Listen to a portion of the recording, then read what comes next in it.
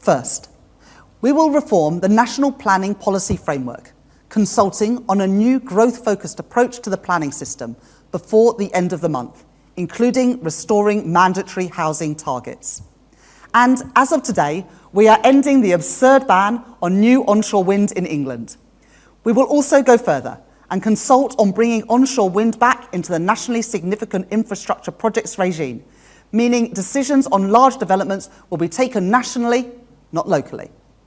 Welcome back to Muffet Investment Views, your trusted source for insightful market analysis and investment strategies. In our last video, we discussed how UK home builders stand to benefit from the Labour Party's home building initiatives. Today, we'll explore another key manifesto pledge of the Labour Party and capitalise on it. This is the Labour government's manifesto pledge to achieve net zero by 2030. This is quite difficult to achieve in our view, but it presents an opportunity for investors to look at clean energy companies in the UK. One such company that we like is Greencoat UK Wind PLC.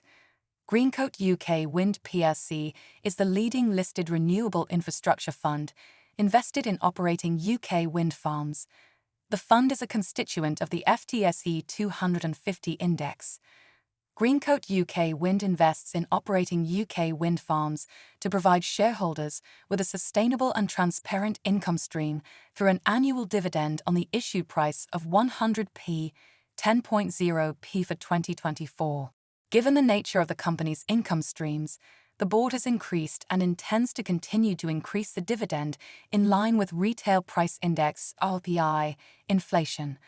The company also aims to preserve capital on a real basis by reinvesting excess cash flow in additional operating UK wind farms and through prudent use of portfolio leverage. The company offers exposure to UK wind generation through a premium listed vehicle. Greencoat UK Wind is invested solely in operating onshore and offshore UK wind farms, which are currently producing income.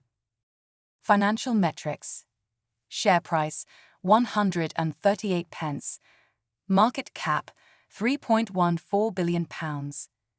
Dividend yield, 7.6%. Price-earnings ratio, 27.6. Over the last 5 years, the share price has ranged between 170 pence to 108 pence and price is at the lower end of the range. The company has grown impressively since its IPO in 2013. They have grown their operating capacity from 127 MW in 2013 to 2,007 MW in 2023. In the same time period, they have also grown their dividend from 4.5 pence to 10 pence per share, and they have grown their net asset value from 98 pence to 164 pence.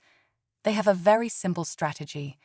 Invest in wind farms to produce green energy and use part of the proceeds to give out dividends to investors and reinvest the remaining part in new wind farms.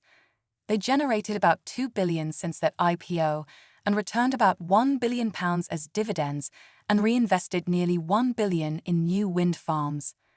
They target a 10% rate of return for their investors. The 10% return is divided between 6% dividend yield on the net asset value and real net asset value preservation from excess cash flow reinvestment. FI total debt is £2.35 billion, and the weighted average cost of debt is 4.6%. Their gearing is 39%. They are projecting £1 billion in cash flow before they have to start disposing some of their farms. They plan to increase dividends and also buy back shares. They have a 100 million share buyback in place and also looking at ways to reduce debt. The dividend cover is good at 2, and they should be able to afford the current dividend even if the power prices fall in the future. Their net asset value has outperformed the retail price inflation or RPI, which should be the goal for any investor looking to preserve and grow their capital. Let's look at their 2023 performance. They generated $405 million in cash with a dividend cover of 2.1. Their net asset value of each share is 164, which means that their price is trading at a discount to net asset value. They have set a target of 10 dividend for 2024 and also initiated a share buyback program as discussed earlier. They made £820 million in new projects last year, which will be accretive to the net asset value. In their manifesto, the Labour Party has pledged to double onshore wind power and quadruple offshore wind power by 2030 by attracting investments from the private sector. They have also promised to make planning approvals easier by centralising the decision-making process to reduce delays. All these things are good news for an established player in wind energy like Greencoat UK Wind PLC. What are the risks in this investment idea? As more and more wind farms are developed, there is a risk of negative electricity prices. This is because Britain now has 44 GW of wind and solar capacity and a minimum electricity demand of just 17 GW. Add to this the 6 GW of inflexible nuclear reactors, and oversupply is a very real possibility. At times of oversupply, price needs to fall to persuade flexible generators to reduce output, interconnectors to export, storage systems to charge up, or customers to use more electricity. One reason prices go negative rather than fall to zero is due to the support schemes in place for wind farms. Some older farms earned ROC subsidies worth around £50 for every MW sold. This means it is still profitable for these farms to sell power even at prices down to -£50. Only when prices fall below what they could have earned from ROCs will they be willing to shut off.